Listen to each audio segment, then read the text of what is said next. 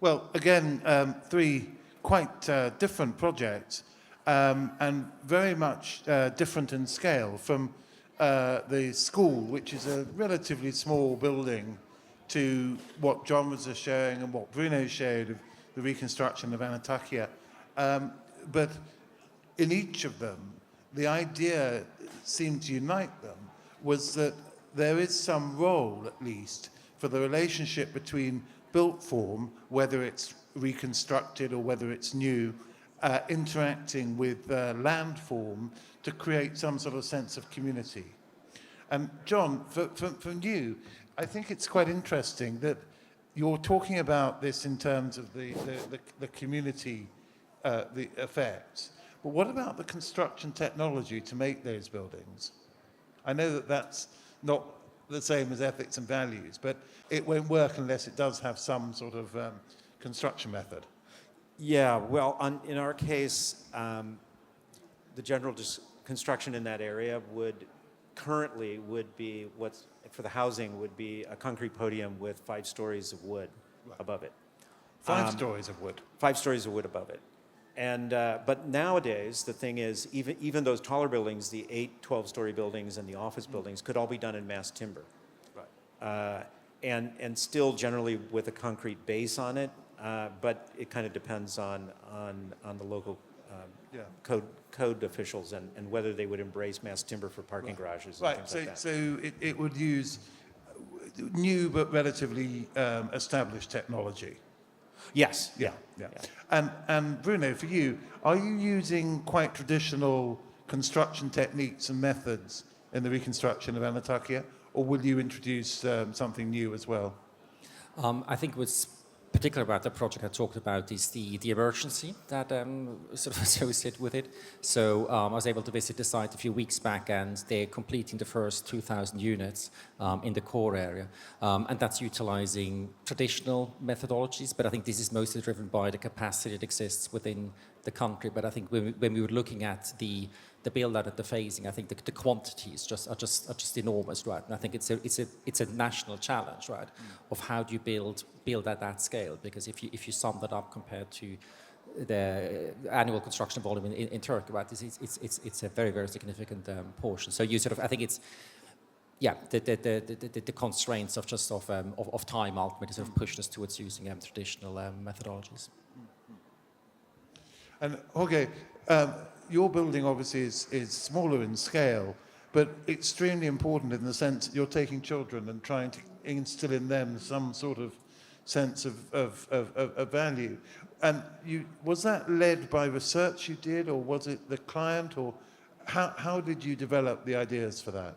Well, I'll tell you, it's actually a funny story how we started to be able to have so much opportunity to have a different kind of school. So the client actually, what he asked us was, look, I don't think there's a lot of parents that would like to take their children in this part of the city, so I need to create an incredible school so that they actually make it attractive enough for them to come.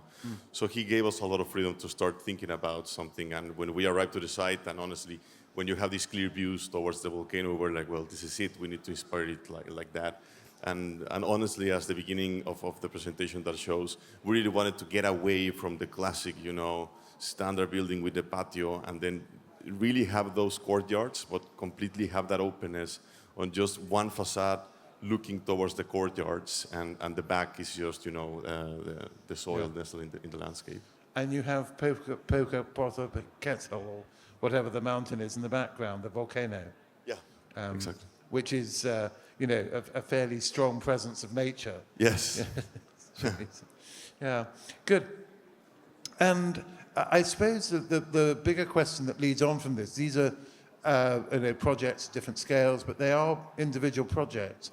What would you say could be learnt from the projects you've done about the relationship between architecture as a practice, not just a set of projects, and the fostering of some sort of sense of community, some sense of shared values?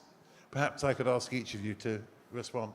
I guess in our case, what really, because it became a precedent now with the school to actually use it as an example with other projects in terms of the process, really thinking ourselves it was like, well, would I like to go to this school? Would I take my children to this school? Or am I only designing an incredible building that will be sustainable and using the best technology, but is it really making a difference around?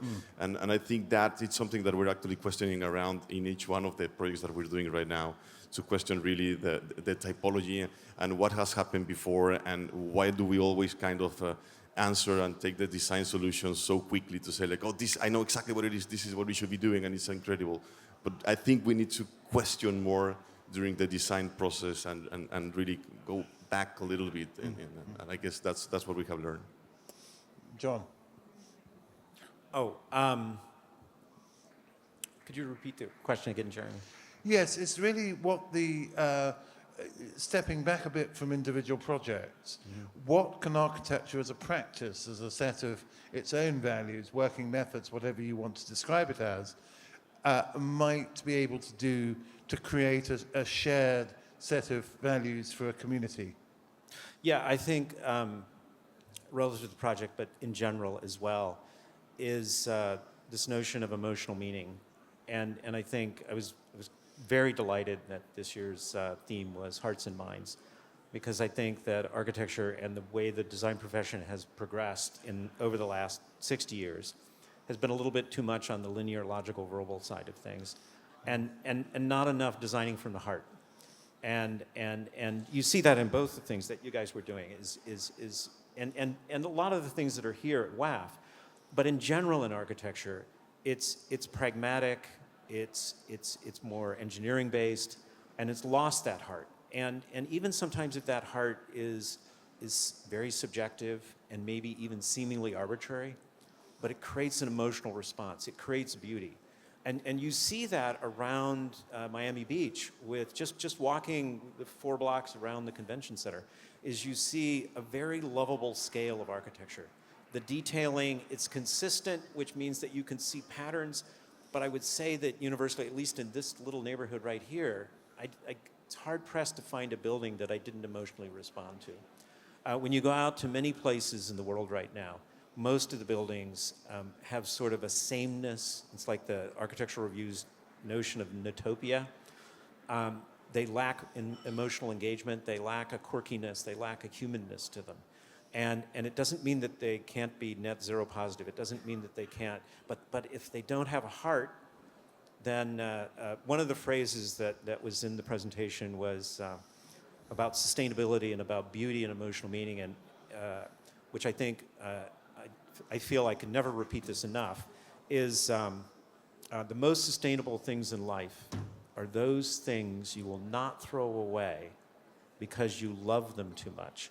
And that applies to people and cities and buildings and cultures. If you love them, you will not throw them away. You will preserve them, you will fight for them.